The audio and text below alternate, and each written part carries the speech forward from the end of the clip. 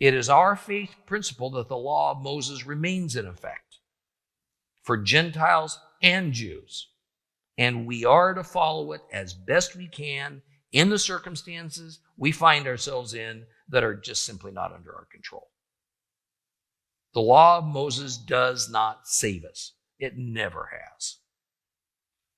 But it does define what sin and righteousness is, and what love is. Now, this can directly oppose a rather widespread doctrine that implies that we are to go by what our hearts tell us, because that's where the Holy Spirit dwells in believers. Thus, out of this logic, the definition of sin and righteousness are customized for each individual believer. What's sin for me might not be sin for you or anyone else. If the Holy Spirit hasn't told me that something is wrong or a sin, then I have no obligation to it. If my heart tells me I don't have to tithe, I'm exempt. If my heart tells me gay marriage is okay, it's okay. If my heart tells me it's okay to declare anything I desire as proper food, that's my prerogative. See, this leads to the final result that God's commands in the Bible can disagree with what my heart tells me.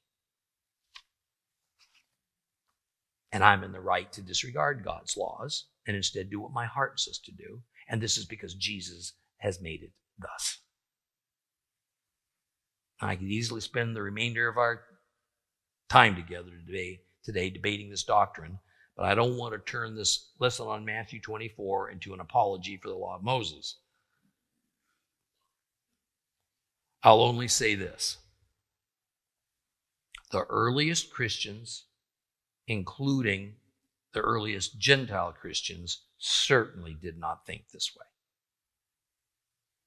Such an erroneous mindset only took hold once the number of Gentiles overwhelmed the number of Jews who trusted in Yeshua, and the new Jewish leadership wanted to reorient the practice of faith in the God of Israel and his son Yeshua into a new religion that was more appealing to Gentiles.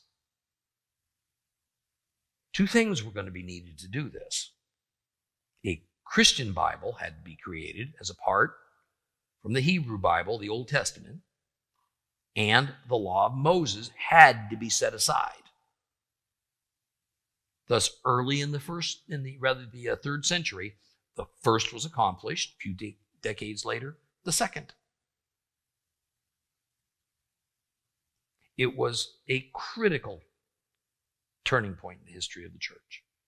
Therefore, we should grasp that the term lawlessness, anomia, has no discernible biblical meaning if it's not referring to the law of Moses. So, the complete Jewish Bible saying, many people's love will grow cold because of increased distance from Torah, while not fully literal, does indeed capture the meaning and the intent of Yeshua's thought. And since the Torah commands love of our fellow man as second only to love for God, and since the law of Moses describes in some detail what love towards God and love towards our fellow man looks like in practice, then when that standard is abolished by humans, it becomes impossible to please God.